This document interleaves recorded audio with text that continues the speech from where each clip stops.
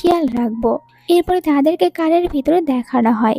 এখানে যখন জিজি তিয়ানের ছেলে মানে ওই ক্যাটটিকে দেখে আর মনে মনে বলে তাহলে এটা সত্যি তিয়ানের ছেলে, তখন মিমি বলে মম গ্র্যান্ডমা আর গ্র্যান্ডপা কি আমাকে লাইক করে না? তখন জিজি বলে হ্যাঁ, ওনারা দুজনেই তোমাকে অনেক বেশি লাইক করে। রাতে তারা সবাই বাসায় চলে আসে আর এখানে মিমিকে পাঠিয়ে দিয়েছিল ক্যাডের সাথে থাকার জন্য। তিয়ান তখন জিজিকে কোলে উঠিয়ে নেয়, এরপরে জিজিকে রুমে নিয়ে আসে। দুজনে এখানে রোম্যান্স করতে চাচ্ছিল আর তিয়ান জিজিকে কিস করতে শুরু করে। দুজনে ফুল রোমান্টিক মুডে চলে আসে, কিন্তু তখন হঠাৎ করে তিয়ান বুঝতে পারে ওর বডি এখন একদমই স্বাভাবিক নেই। আর আমরা দেখতে পাই যে তিয়ানের বডিতে চেঞ্জিং হতে শুরু হয়েছে। আর তিয়ান ভাবছিল এইটা যদি জিজি দেখতে পায় তাহলে তো জিজি ভয় পেয়ে যাবে, তাই জিজির চোখের উপর একটি কাপড় দিয়ে দেয় আর এরপরে ও জিজির সাথে রোম্যান্স করতে থাকে। পরের দিন সকালে তিয়ান সবার জন্য ব্রেকফাস্ট বানায়। একটু পরে জিজিও চলে আসে। ও জিজিকে বলে তুমি কি রাতে ভালোভাবে ঘুমাতে পেরেছিলে? এরপরে ওখান থেকে চলে আসে মিমির অ্যাডoptive মম আর ড্যাডের বাসায়। এখানে এসেছিল মিমির কাস্টাডি ওদের নিজের নামে করে নেওয়ার জন্য। যখন মিমির অ্যাডoptive মম আর ড্যাডকে এই কথা বলে তখন মম আর ড্যাড বলে এত সহজেই কিভাবে আমি কাস্টাডি তোমাদেরকে দেব?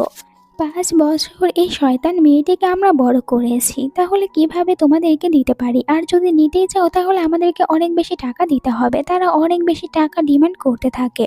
জিজি বলে আমি কিন্তু পুলিশকে এখানে নিয়ে আসবো, তোমাদেরকে ধরিয়ে দেব।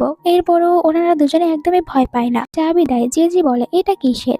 তিয়ান বলে এইটা হচ্ছে আমার নামে যত সম্পত্তি রয়েছে এই সব কিছুর চাবি, আর এটা আজ থেকে আমি তোমাকে দিয়েছি। তুমি এখন থেকে এইসব কিছুর মালিক হবে। এখানে ও তো নিজে হেলে থাকা সব সম্পদের কথাগুলোই বলছিল। জিজি কোনো কিছুই বুঝতে পারে না। যাই হয়ে যাক, এরপরে তিয়ান এখানে জিজির সাথে আবার রোম্যান্স করতে থাকে। পরের দিন সকালে জিজির ঘুম ভেঙে যায় নিজের মমের কল আসাতে। মম জানায় মিমির অ্যাডপ্টেড মম আর ড্যাডের অনেক বাজেভাবে অ্যাক্সিডেন্ট হয়েছে। পরে যখন জিজি এই কথা তিয়ানকে বলে যে এটা কিভাবে হতে পারে হঠাৎ করেই, তিয়ান বলে তুমি এটা নিয়ে কোনো চিন্তাই করো না। এরপরে পুরো ফ্যামিলি চলে আসে জিজির মম আর ড্যাডের বাসায়। এখানে তাদেরকে দেখার পর সবাই অনেক খুশি হয়ে যায়। এখানে আমরা জুজুকেও দেখতে পারি। জিজি আজ অনেক বেশি খুশি ছিল। জিজির ড্যাড এখানে বাচ্চাদেরকে গিফট দেয় আর এইটা দেখার পর বলছিল ক্যাড এখন কি আমাকে মানুষের বাচ্চাদের মতন এইসব নিয়ে খেলা করতে হবে?